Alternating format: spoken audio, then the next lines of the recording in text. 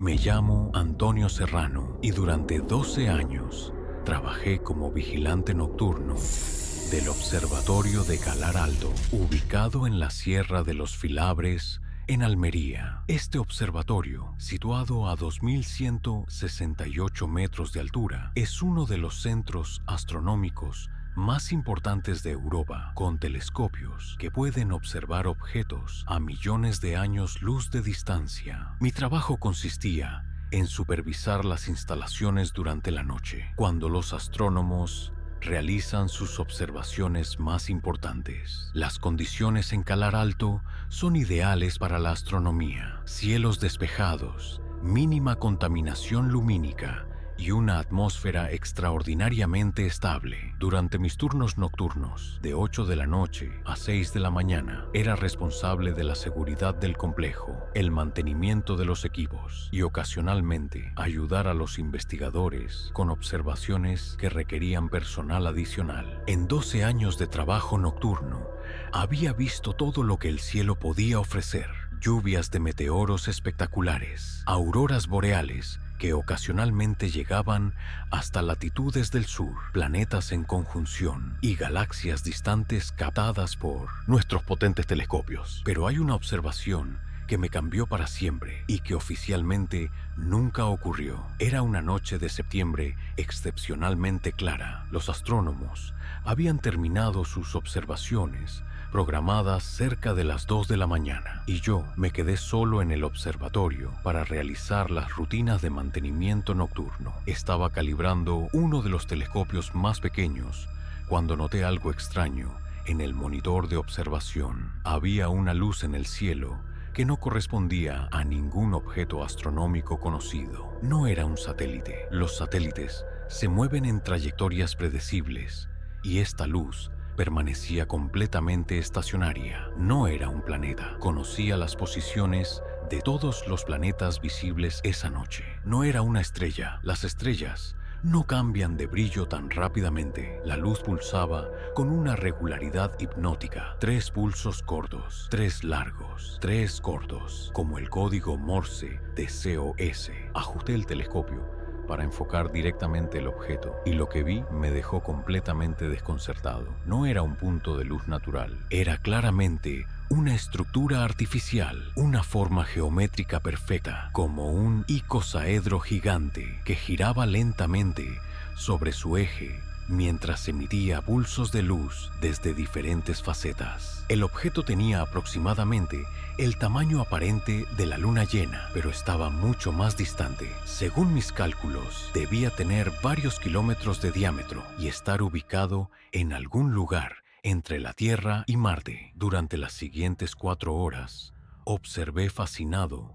cómo esta estructura artificial se movía lentamente a través del cielo, manteniendo siempre el mismo patrón de pulsos, SOS, en código Morse. Documenté todo meticulosamente: fotografías, coordenadas exactas, tiempos de observación, espectros de luz. Era evidencia irrefutable de que había algo artificial en nuestro sistema solar. Cuando llegó el equipo del día siguiente, inmediatamente reporté mi descubrimiento al director del observatorio, Dr. Rodríguez. Su reacción fue inmediata y alarmante. «Antonio, ¿le has contado esto a alguien más?» «No, doctor. Usted es el primero». «Bien, necesito que entiendas algo muy importante. Oficialmente, esta observación nunca ocurrió». Me mostró una carpeta clasificada que contenía docenas de reportes similares de observatorios de todo el mundo. Durante décadas, astrónomos profesionales habían documentado objetos artificiales en el espacio que no correspondían a tecnología terrestre conocida. ¿Por qué se mantiene esto en secreto?, pregunté. Porque cada vez que alguien ha intentado publicar estos hallazgos, han ocurrido cosas extrañas: investigadores que desaparecen, datos que se corrompen misteriosamente, equipos que fallan justo cuando están documentando estos objetos. Durante las siguientes semanas, continué observando el objeto cuando era posible. Sus movimientos seguían un patrón complejo que no correspondía a ninguna órbita natural. Era como si fuera controlado inteligentemente. Pero entonces, una noche de octubre, algo cambió. El objeto dejó de emitir el patrón SOS y comenzó a transmitir algo diferente. Los pulsos de luz ahora formaban patrones matemáticos complejos, secuencias de números primos, la constante pi, la secuencia de Fibonacci. Era como si algo inteligente estuviera tratando de comunicarse usando matemáticas universales. Decidí responder. Utilizando el láser de calibración del telescopio, comencé a enviar secuencias matemáticas simples hacia el objeto. 1, 1, 2, 3, 5, 8. La secuencia de Fibonacci. La respuesta fue inmediata. El objeto comenzó a pulsar la siguiente secuencia de Fibonacci antes de que yo la enviara. Luego envió la secuencia de números primos hasta 100. Finalmente, transmitió algo que me dejó sin respiración: las coordenadas exactas del observatorio de Calar Alto. Sabía exactamente dónde estaba yo. Durante los siguientes minutos, el objeto se acercó visiblemente. Lo que había comenzado como un punto de luz distante, ahora era claramente visible, como una estructura masiva, aproximadamente del tamaño de un rascacielos. Su superficie estaba cubierta de patrones geométricos que cambiaban constantemente, como si fuera un caleidoscopio tridimensional hecho de luz sólida. Entonces, sin previo aviso, el objeto desapareció. No se alejó gradualmente ni se desvaneció lentamente. Simplemente dejó de existir en una fracción de segundo, como si hubiera sido teletransportado a otra dimensión. Al día siguiente, cuando intenté acceder a los datos que había recopilado, descubrí que todos los archivos habían sido eliminados. Las fotografías, los videos, los registros de coordenadas, todo había desaparecido sin dejar rastro. El doctor Rodríguez me llamó a su oficina. Antonio, ayer por la noche nuestros sistemas detectaron un mal funcionamiento en el telescopio que estabas usando. Parece que registró datos erróneos durante varias horas. Doctor, usted sabe que eso no es cierto. Oficialmente es lo que ocurrió y oficialmente tú no viste nada inusual. Esa fue mi introducción al mundo oculto de la astronomía, un campo donde los descubrimientos más extraordinarios nunca ven la luz pública, donde los investigadores firman acuerdos de confidencialidad que los obligan al silencio de por vida y donde evidencia de inteligencia extraterrestre es rutinariamente suprimida. Durante mis años restantes en Calar Alto, continué observando objetos anómalos de manera extraoficial, estructuras geométricas que orbitaban planetas distantes, señales de radio que provenían de sistemas estelares despoblados y ocasionalmente objetos que parecían estar observándonos a nosotros. Pero nunca más intenté documentar oficialmente estos descubrimientos. Había aprendido que algunos conocimientos son considerados demasiado peligrosos para la humanidad. Cuando finalmente dejé el observatorio, el doctor Rodríguez me dio un último consejo. Antonio, lo que has visto durante estos años te ha cambiado. Ahora sabes que no estamos solos, pero también sabes por qué este conocimiento debe mantenerse en secreto. La humanidad aún no está lista. Desde entonces, miro al cielo nocturno con una perspectiva completamente diferente. Sé que entre las estrellas hay inteligencias que nos observan, nos estudian y ocasionalmente tratan de comunicarse con nosotros. Pero también sé que hay fuerzas, tanto terrestres como quizás extraterrestres, que mantienen estos contactos en secreto hasta que llegue el momento adecuado para la revelación. Soy Miguel Ángel Castro y durante 8 años trabajé como técnico nocturno en el Centro Astronómico de Yebes, ubicado en Guadalajara. Este observatorio alberga uno de los radiotelescopios más potentes de Europa, capaz de detectar señales de radio provenientes de los confines más lejanos del universo observable. Mi especialidad era el mantenimiento y calibración de los receptores de radio durante las horas nocturnas, cuando las interferencias electromagnéticas terrestres son mínimas y podemos captar señales extremadamente débiles del espacio profundo. El radiotelescopio de Yebes es diferente a los telescopios ópticos tradicionales. En lugar de captar luz visible, detecta ondas de radio emitidas por objetos cósmicos, púlsares, quásares, galaxias distantes y ocasionalmente fenómenos que la ciencia aún no puede explicar. Durante mis turnos nocturnos, trabajaba solo en la sala de control, rodeado de monitores que mostraban en tiempo real todas las señales de radio que llegaban del cosmos. Es un trabajo que requiere paciencia extrema, ya que a menudo pasas horas escuchando solo ruido cósmico de fondo antes de detectar algo significativo. Todo cambió durante mi 5º año, cuando comenzamos a recibir una señal que desafiaba toda explicación astrofísica conocida. Era una noche de noviembre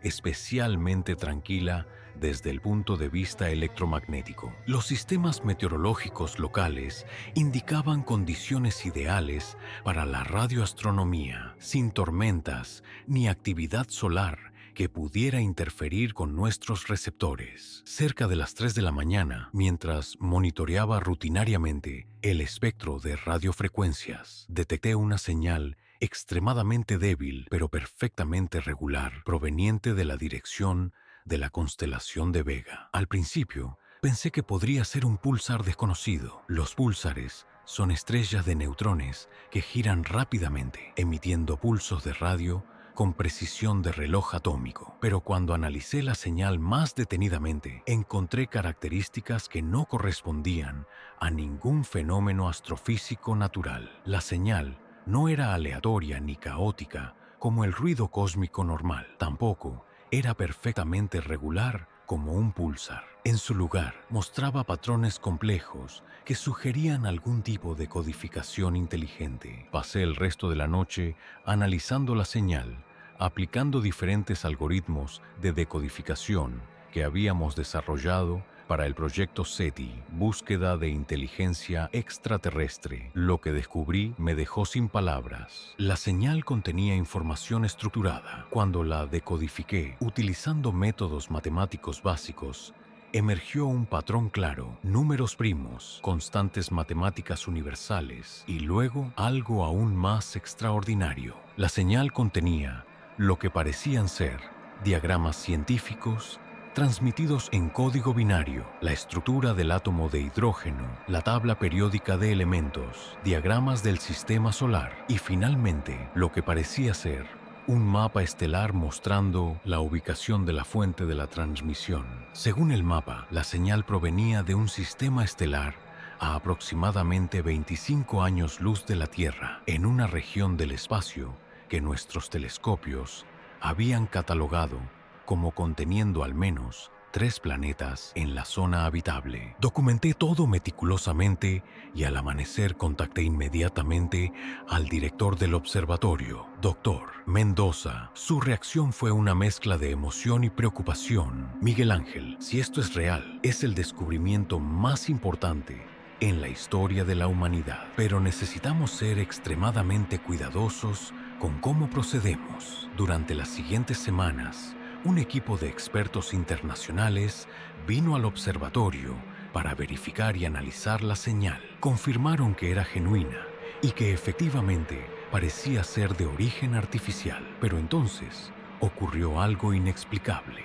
Una noche, mientras el equipo internacional estaba realizando análisis adicionales, la señal cambió completamente. En lugar de los patrones científicos que habíamos estado recibiendo, comenzamos a recibir lo que solo puedo describir como una conversación en tiempo real. La nueva señal consistía en secuencias rápidas y complejas que cambiaban constantemente, como si fueran respuestas a algo que nosotros estuviéramos transmitiendo. Pero nosotros no estábamos transmitiendo nada. Es como si estuvieran respondiendo a señales que aún no hemos enviado, observó uno de los expertos, como si pudieran predecir lo que vamos a decir. Durante la siguiente hora, experimentamos con enviar nuestras propias señales hacia la fuente. Cada vez que transmitíamos algo, recibíamos una respuesta apropiada, antes de que nuestras señales pudieran haber llegado a su destino. Las leyes de la física dictaban que cualquier comunicación con un sistema a 25 años luz de distancia debería tomar 25 años en cada dirección. Pero estábamos teniendo una conversación en tiempo real. Entonces recibimos algo que nos heló la sangre. Coordenadas exactas de la Tierra, incluyendo la ubicación precisa del observatorio de Yebes. Nos conocen, susurró el doctor. Mendoza, saben exactamente dónde estamos. Durante los siguientes días, la señal se volvió más compleja y perturbadora. Comenzamos a recibir imágenes, fotografías de la Tierra, tomadas desde el espacio, pero desde ángulos que ningún satélite terrestre podría haber capturado. Las imágenes mostraban no solo nuestro planeta, sino también objetos artificiales cerca de la Tierra que no aparecían en ninguno de nuestros catálogos de satélites o basura espacial. Una de las imágenes mostraba claramente estructuras geométricas masivas orbitando la Tierra a una distancia mayor que la Luna. Estructuras que no deberían existir y que de alguna manera habían permanecido ocultas para todos nuestros sistemas de detección. ¿Es posible que haya habido una presencia extraterrestre en nuestro sistema solar durante décadas sin que lo supiéramos?, preguntó uno de los investigadores. Esa pregunta nunca recibió una respuesta oficial. 3 días después del descubrimiento de las imágenes, recibimos una visita no programada de oficiales del gobierno. Llegaron sin previo aviso, confiscaron todos nuestros datos y nos hicieron firmar acuerdos de confidencialidad que nos prohibían hablar sobre nuestros descubrimientos. Por la seguridad nacional, fue la única explicación que recibimos. Desde entonces, el proyecto de monitoreo de esa señal específica fue clasificado y transferido a instalaciones militares. Oficialmente, nunca detectamos evidencia de inteligencia extraterrestre en el observatorio de Yebes, pero durante mis años restantes allí, continué monitoreando esas coordenadas de manera extraoficial. La señal seguía llegando, pero ahora era interceptada y redirigida antes de que pudiera analizarla completamente. Una noche, poco antes de mi jubilación, logré burlar momentáneamente los sistemas de bloqueo y capté un último mensaje de la fuente extraterrestre. Esta vez no era información científica ni imágenes. Era texto en español perfecto. Miguel Ángel Castro, técnico del Observatorio de Yebes. Hemos estado monitoreando tus esfuerzos por restablecer comunicación. Apreciamos tu dedicación a la búsqueda de la verdad. Sin embargo, tu especie aún no está lista para contacto abierto. Continuaremos observando y esperando hasta que llegue el momento adecuado. Tu trabajo no ha sido en vano. El mensaje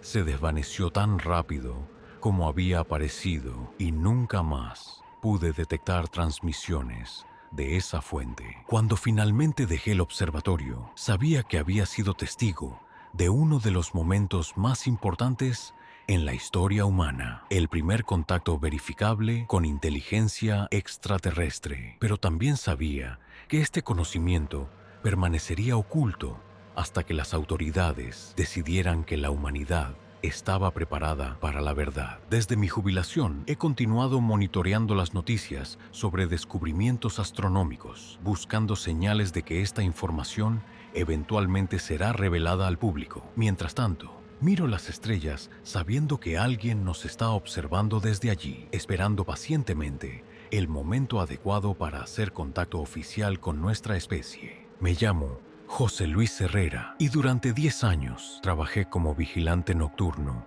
del Observatorio del Teide, ubicado a 2.390 metros de altura en las Islas Canarias. Este observatorio, situado por encima de las nubes, tiene algunos de los cielos más puros del mundo para la observación astronómica. El Observatorio del Teide se especializa en observaciones solares durante el día y astronomía infrarroja durante la noche. Su ubicación única, combinada con equipos de última generación, lo convierte en uno de los centros de investigación astronómica más importantes del hemisferio norte. Durante mis turnos nocturnos, era responsable de la seguridad del complejo y ocasionalmente ayudaba a los investigadores con observaciones que requerían personal adicional. El trabajo me permitía pasar noches enteras bajo algunos de los cielos más espectaculares del planeta. Pero fue precisamente esa pureza atmosférica lo que me permitió ver algo que cambiaría mi perspectiva del universo para siempre. Era una noche de diciembre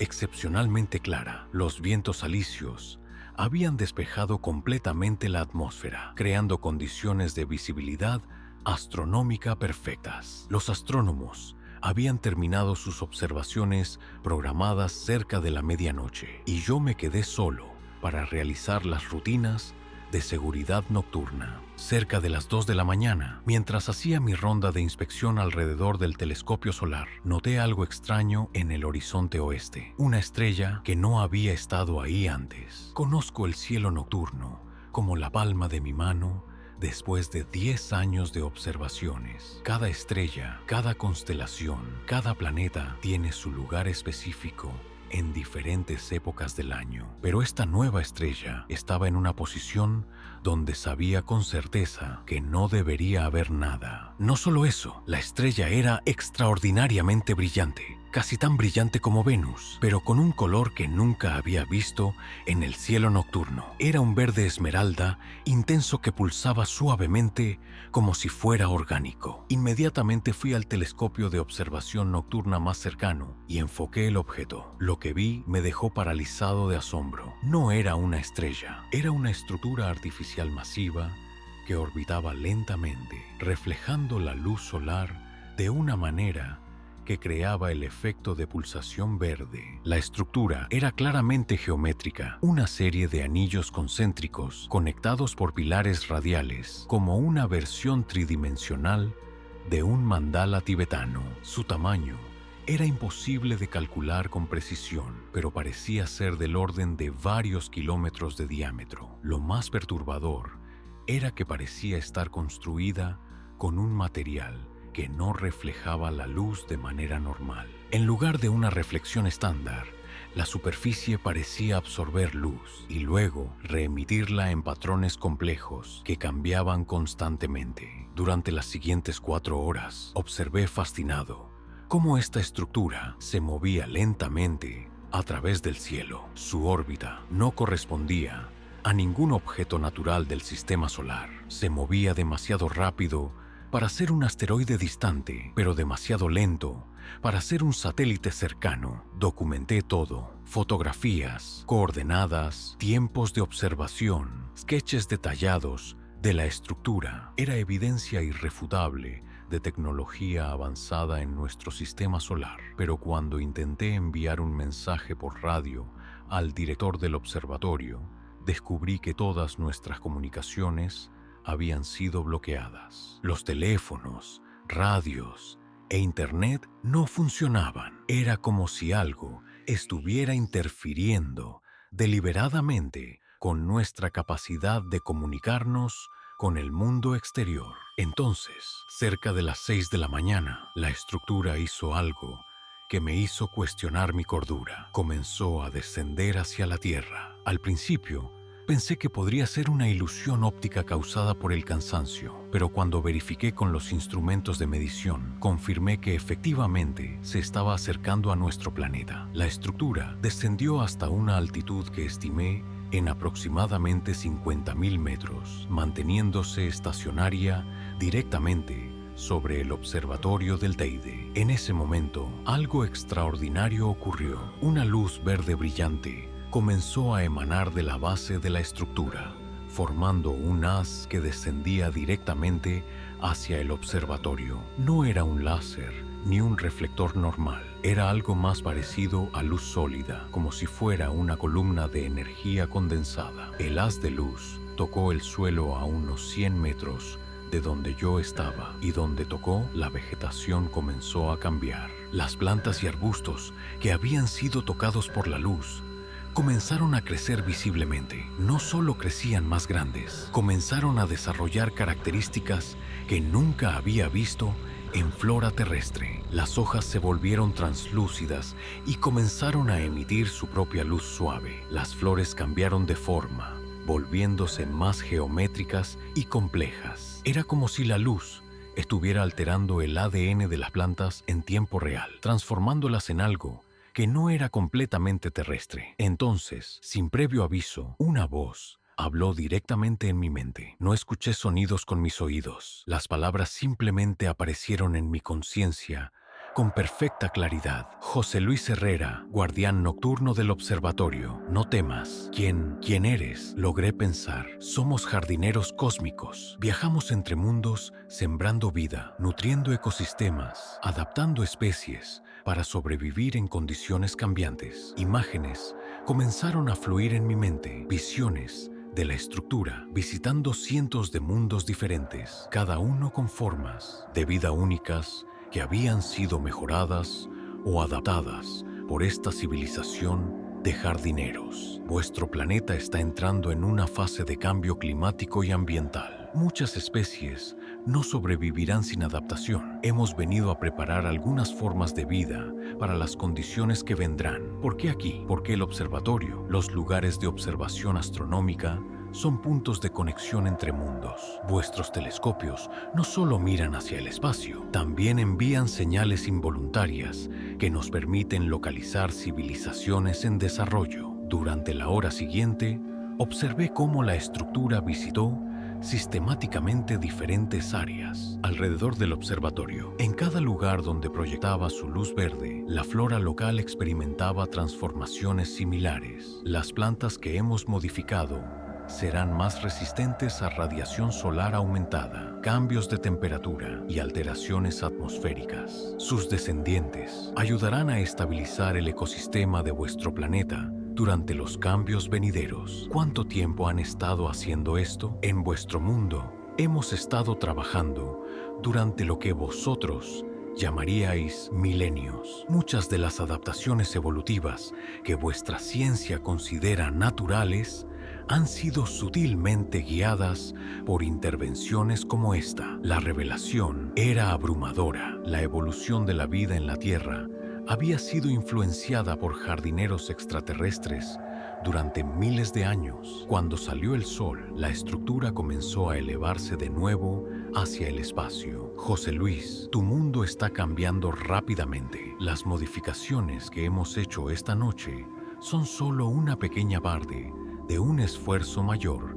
para preservar la vida durante la transición que viene. ¿Qué puedo hacer? Observa, documenta. Cuando llegue el momento adecuado, otros necesitarán saber que la vida encuentra formas de adaptarse y sobrevivir, incluso con ayuda de civilizaciones que ven la preservación de la vida como un deber sagrado. La estructura desapareció gradualmente en la luz del amanecer, pero las plantas modificadas permanecieron. Durante los días siguientes, botánicos de la Universidad de La Laguna llegaron para estudiar las anomalías vegetales que habían aparecido alrededor del observatorio. Sus análisis confirmaron que las plantas mostraban adaptaciones genéticas que no podían explicarse mediante evolución natural normal. Es como si alguien hubiera editado su ADN con precisión perfecta, me dijo uno de los investigadores. Pero la tecnología para hacer esto no existe en la Tierra. Los hallazgos fueron clasificados oficialmente como mutaciones causadas por radiación solar inusual, pero las muestras fueron enviadas a laboratorios gubernamentales para análisis adicional. Durante mis años restantes en el observatorio, continué monitoreando tanto el cielo como la vegetación modificada. Las plantas no solo sobrevivieron, prosperaron de maneras que desafiaban las condiciones ambientales locales. Más importante aún, comenzaron a reproducirse, extendiendo gradualmente sus adaptaciones a otras plantas del área mediante hibridación natural. Cuando finalmente me jubilé, sabía que había sido testigo de algo extraordinario, evidencia de que existen civilizaciones avanzadas que ven la preservación de la vida como una misión universal. Los jardineros cósmicos continúan su trabajo silencioso, preparando nuestro planeta para los cambios ambientales que enfrentaremos en las décadas venideras. Y cada vez que veo plantas que parecen excepcionalmente resistentes o adaptadas a condiciones extremas, me pregunto si los jardineros han pasado por ahí recientemente, continuando su trabajo ancestral de preservar y nutrir la vida a través del cosmos. Soy Fernando Vega y aunque soy español, Durante 6 años trabajé como operador nocturno en el Observatorio de Arecibo en Puerto Rico, antes de su colapso en 2020. El radiotelescopio de Arecibo era entonces el más grande del mundo, con una antena de 305 metros de diámetro, capaz de detectar señales extremadamente débiles del espacio profundo. Mi especialidad era el monitoreo nocturno de programas SETI, búsqueda de inteligencia extraterrestre, trabajando durante las horas cuando las interferencias terrestres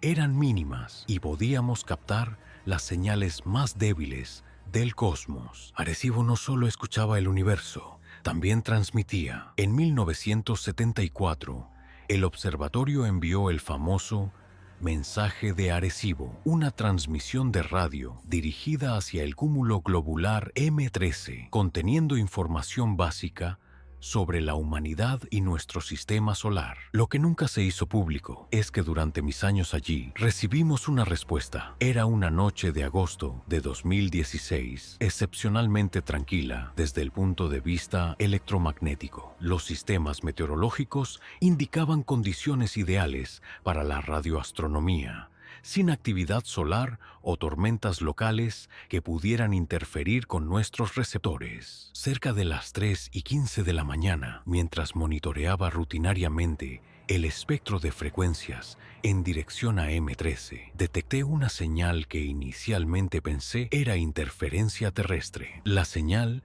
tenía características inusuales. Era extremadamente débil, pero perfectamente estructurada, y provenía exactamente de las coordenadas donde habíamos enviado el mensaje de Arecibo 42 años antes. Cuando apliqué filtros para eliminar el ruido de fondo, la señal emergió con una claridad que me dejó sin palabras. Era una versión modificada del mensaje de Arecibo original. El mensaje que habíamos enviado en 1974 contenía información sobre los números del 1 al 10, los elementos químicos básicos para la vida, la fórmula del ADN, la figura de un ser humano, nuestro sistema solar y el telescopio de Arecibo. La respuesta que estaba recibiendo contenía la misma estructura básica, pero con diferencias cruciales. Los números eran los mismos, del 1 al 10, pero en un sistema de numeración ligeramente diferente. Los elementos químicos incluían todos los que habíamos enviado, más algunos que no reconocía. La estructura de ADN era similar pero más compleja, con hebras adicionales. La figura humanoide tenía proporciones diferentes, más alta, con una cabeza más grande. El sistema solar mostrado tenía más planetas, incluyendo varios en órbitas, que no correspondían a nuestro sistema. El telescopio era una estructura completamente diferente, parecida a una red de antenas interconectadas. Pero lo más perturbador era que el mensaje incluía información adicional que no habíamos incluido en nuestro envío original: coordenadas estelares precisas, diagramas de lo que parecían ser naves espaciales y una secuencia de números que eventualmente reconocí como fechas. Según estas fechas, el mensaje de respuesta había sido enviado solo 3 años después de recibir nuestro mensaje original en 1977, pero había tardado 39 años en llegar hasta nosotros, consistente con la distancia de M13. Esto significaba que quienquiera que hubiera enviado la respuesta había decodificado, entendido y respondido a nuestro mensaje en solo 3 años, una velocidad de análisis que sugería inteligencia avanzada. Durante las siguientes horas, continué recibiendo transmisiones adicionales de las mismas coordenadas. Estas nuevas señales no seguían el formato del mensaje de Arecibo. Eran mucho más complejas y parecían contener grandes cantidades de información científica. Cuando decodifiqué, utilizando algoritmos estándar de procesamiento de señales, descubrí que las transmisiones contenían diagramas técnicos detallados, planos de tecnologías que no existían en la Tierra. Había diseños de sistemas de propulsión que parecían manipular la gravedad, diagramas de reactores de energía basados en principios físicos que no comprendía y esquemas de computadoras cuánticas que eran décadas más avanzadas que cualquier cosa en 1960. Desarrollo terrestre, pero lo más inquietante eran los mapas. Las transmisiones incluían mapas detallados de nuestra galaxia, mostrando rutas de viaje entre sistemas estelares, marcando claramente cuáles contenían vida inteligente y cuáles estaban en diferentes etapas de desarrollo tecnológico. La Tierra estaba marcada como civilización tipo 0.7. Monitoreo activo requerido. Documenté todo meticulosamente y al amanecer contacté inmediatamente al director del observatorio, Dr. Martínez. Su reacción fue de shock seguido de precaución extrema. Fernando, si esto es genuino, es literalmente el descubrimiento más importante en la historia humana, pero también es el más peligroso. Durante las siguientes 48 horas, equipos de expertos llegaron de la NASA, SETI Institute y agencias gubernamentales que no se identificaron oficialmente, confirmaron la autenticidad de las señales y comenzaron análisis intensivos del contenido. Fue entonces cuando ocurrió algo que cambió todo. Las transmisiones se detuvieron abruptamente, pero fueron reemplazadas por algo aún más perturbador: comunicación en tiempo real. Una nueva señal llegó, esta vez no desde M13, sino desde mucho más cerca. Los análisis trianguladores indicaron que provenía de algún lugar en nuestro propio sistema solar, posiblemente desde la región entre Júpiter y Saturno. El mensaje era breve y estaba en inglés perfecto. Observatorio de Arecibo. Hemos notado su recepción de nuestras transmisiones de archivo. La comunicación directa ahora es apropiada. Estamos enviando representantes para evaluación de contacto. ¿Representantes?, preguntó el doctor Martínez. ¿Qué significa eso? La respuesta llegó 3 horas después. Nuestras naves han estado monitoreando su desarrollo tecnológico desde órbitas distantes durante décadas. Ahora que han demostrado capacidad de comunicación interestelar y recepción de datos complejos, el protocolo dicta evaluación directa de preparación para contacto formal. Durante los días siguientes, observatorios de todo el mundo confirmaron el avistamiento de objetos artificiales moviéndose desde el sistema solar exterior hacia la Tierra. Los objetos no seguían trayectorias naturales, se movían en formaciones geométricas precisas y a velocidades que sugerían tecnología de propulsión avanzada. 3 días después de la primera comunicación directa, recibimos coordenadas específicas y un tiempo. Las naves se posicionarían en órbita terrestre estable para evaluación visual directa de nuestra especie. Esa noche, utilizando los telescopios ópticos más potentes disponibles,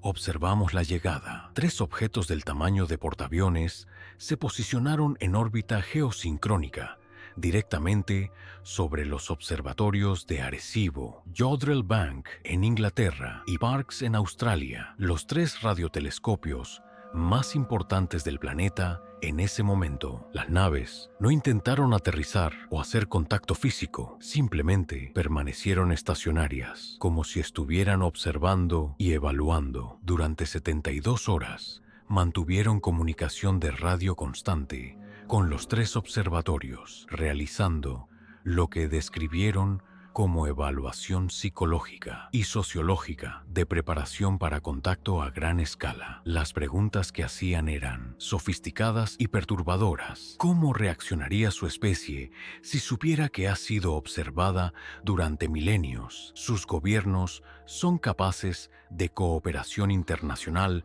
frente a información que cambie paradigmas. ¿Su desarrollo tecnológico ha superado su desarrollo ético y emocional? Basándose en nuestras respuestas y su observación de las reacciones gubernamentales terrestres, llegaron a una conclusión que recibimos en nuestro último día de comunicación. Evaluación completa. Especie Homo sapiens de planeta designado Terra. 3 muestra potencial alto, pero preparación insuficiente para contacto abierto. Recomendación: continuar monitoreo discreto durante 2 a 3 generaciones adicionales hasta que madure estabilidad social y política. Comunicaciones directas serán suspendidas, retomando protocolo de observación pasiva. Contacto será reanudado cuando indicadores de preparación alcancen umbrales apropiados. Las naves desaparecieron esa noche, utilizando algún método de propulsión que las hizo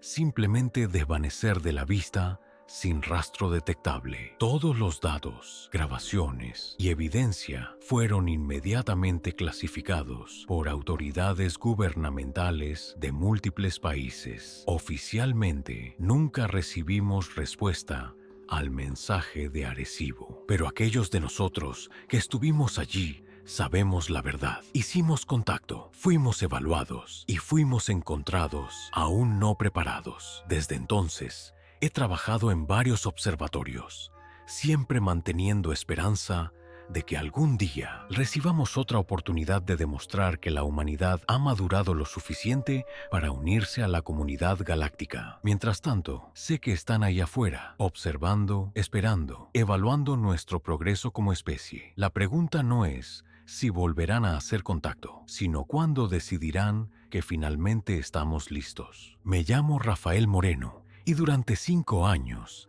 trabajé como vigilante nocturno del Gran Telescopio Canarias, GTC, ubicado en el Observatorio del Roque de los Muchachos, en La Palma. Con su espejo primario de 10.4 metros de diámetro, el GTC es uno de los telescopios ópticos más grandes y sofisticados del mundo. Mi trabajo consistía en supervisar las operaciones nocturnas del telescopio, coordinar con astrónomos de todo el mundo que realizaban observaciones remotas y mantener la seguridad del complejo durante las horas de mayor actividad científica. El GTC puede observar objetos tan distantes que su luz ha viajado por el espacio durante miles de millones de años. Regularmente captamos imágenes de galaxias que existían cuando el universo era joven y ocasionalmente detectamos fenómenos astronómicos que desafían nuestro entendimiento de la física. Pero hay una observación que oficialmente nunca ocurrió, aunque cambió fundamentalmente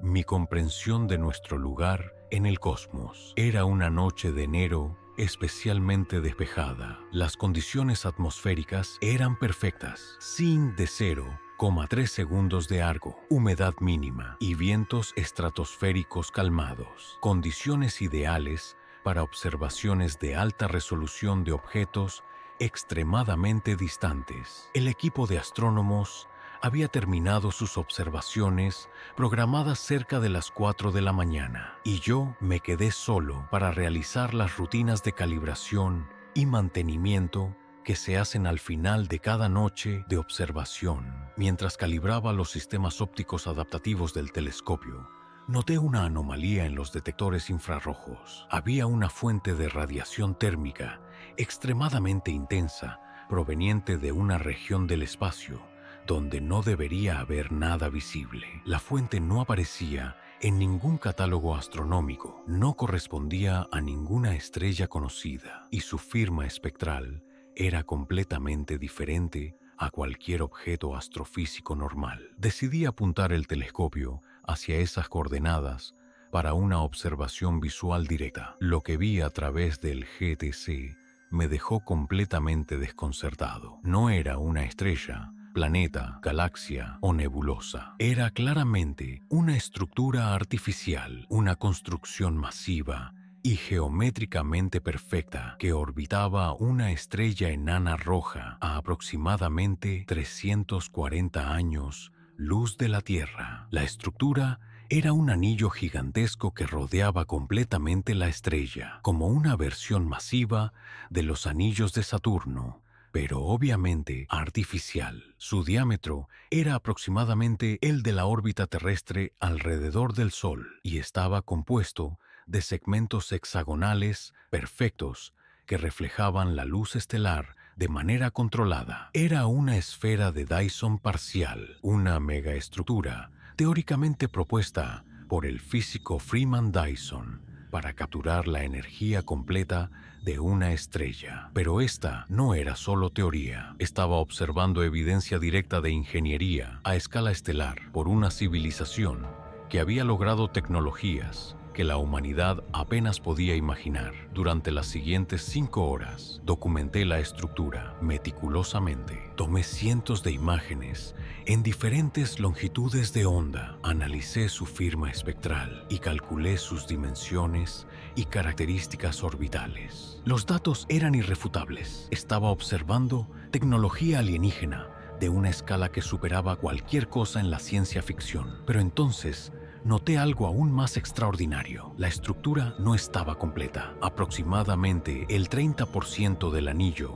alrededor de la estrella estaba aún en construcción. Podía ver claramente secciones donde nuevos segmentos hexagonales estaban siendo añadidos por objetos más pequeños que se movían con propósito obvio. Estaba observando una civilización alienígena en el acto de construir una esfera de Dyson. Más inquietante aún, cuando analicé cuidadosamente los patrones de construcción, pude calcular la velocidad de progreso. Basándome en la tasa de construcción observada, la estructura estaría completa en aproximadamente 2000 años terrestres. Era un proyecto de ingeniería multimilenario de una escala que desafiaba la imaginación. Entonces, mientras observaba fascinado, algo cambió en la estructura. Uno de los segmentos hexagonales más grandes comenzó a reorientarse, girando lentamente hasta que su superficie reflectante se dirigió exactamente hacia nuestro sistema solar. La coincidencia era demasiado precisa para ser accidental. Durante los siguientes minutos, observé cómo más segmentos se reorientaron similarmente, todos dirigiendo sus superficies reflectantes hacia la Tierra con precisión milimétrica. Era como si hubieran detectado mi observación y estuvieran respondiendo. Entonces comenzaron a pulsar. Los segmentos orientados hacia la Tierra comenzaron a reflejar luz de manera rítmica. 3 pulsos cortos, 3 largos, 3 cortos. El código Morse universal para SOS, pero después del SOS, los pulsos cambiaron a patrones más complejos. Cuando los decodifiqué, utilizando matemáticas básicas, encontré secuencias de números primos, la constante pi y finalmente, algo que me hizo temblar, las coordenadas exactas del sistema solar, incluyendo la posición orbital precisa de la Tierra. En ese momento específico, no solo sabían que los estaba observando, sabían exactamente dónde estaba y cuándo. Durante la hora siguiente, recibí una comunicación compleja transmitida a través de los pulsos de luz reflejada. El mensaje era en matemáticas universales, pero gradualmente introdujo conceptos lingüísticos hasta que pude decodificar texto coherente. Observadores del sistema estelar Sol 3. Saludos de la civilización constructora de la estrella Kepler 442. Hemos detectado su observación de nuestro proyecto de recolección energética. Su tecnología telescópica ha alcanzado la resolución necesaria para detectar ingeniería a escala estelar. Esto indica que su civilización está aproximándose a la fase de desarrollo donde la comunicación interestelar se vuelve apropiada. Durante las siguientes horas, recibí información que cambió completamente mi perspectiva del universo. La galaxia estaba llena de civilizaciones en diferentes etapas de desarrollo. La construcción de esferas de Dyson era una fase natural en la evolución tecnológica, necesaria para soportar poblaciones de trillones de seres y computación a escala planetaria. Civilizaciones que alcanzaban este nivel tecnológico se convertían en ingenieros galácticos, dedicando milenios a proyectos de terraformación, construcción de estructuras masivas y eventualmente modificación de sistemas estelares completos para optimizar condiciones de vida. Su especie está aproximándose al punto donde deberá elegir expansión destructiva que agotará los recursos de su sistema solar o transición a ingeniería sostenible a gran escala. Las civilizaciones que eligen incorrectamente se autodestruyen. Las que eligen sabiamente se unen a la comunidad galáctica de ingenieros. El mensaje continuó con instrucciones técnicas detalladas, diagramas de tecnologías de fusión avanzada, métodos de construcción en el espacio y principios de ingeniería orbital que la humanidad necesitaría para sobrevivir a largo plazo. Esta información está siendo transmitida simultáneamente a 1.247 observatorios en su planeta. Su especie tendrá acceso al conocimiento necesario, pero debe desarrollar la sabiduría para usarlo apropiadamente. Cuando salió el sol, las transmisiones se detuvieron, pero no antes de un último mensaje. Ingenieros de Sol 3, el futuro de su especie depende de las decisiones que tomen en los próximos siglos. Construyan sabiamente. La galaxia está observando. Al reportar mi descubrimiento, encontré que efectivamente observatorios de todo el mundo habían recibido transmisiones similares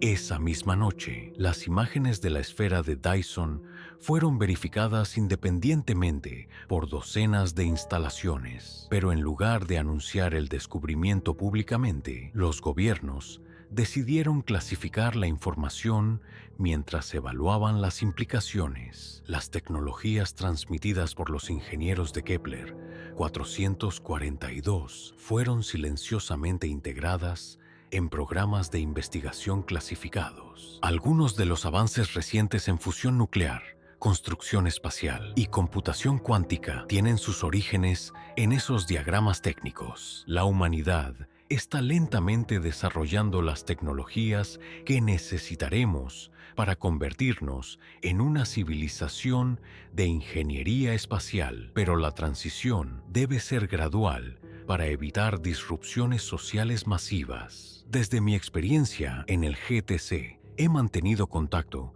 con la comunidad astronómica internacional. Sé que las observaciones de megaestructuras alienígenas han continuado y que hemos detectado docenas de esferas de Dyson en diferentes etapas de construcción a través de nuestra región galáctica. La evidencia sugiere que la ingeniería a escala estelar es común entre civilizaciones avanzadas y que eventualmente la humanidad tendrá que embarcarse en proyectos similares para sobrevivir a largo plazo. La pregunta no es si tenemos que convertirnos en ingenieros galácticos, sino si tendremos la sabiduría para hacer la transición sin destruirnos en el proceso. Los constructores de Kepler 442 nos han dado las herramientas. Ahora depende de nosotros usarlas apropiadamente.